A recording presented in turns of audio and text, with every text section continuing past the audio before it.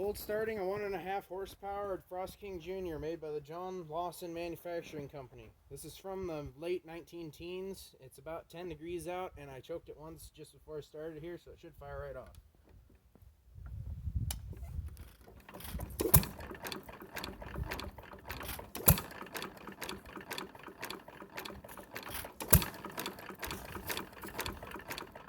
Not bad for being 100 years old.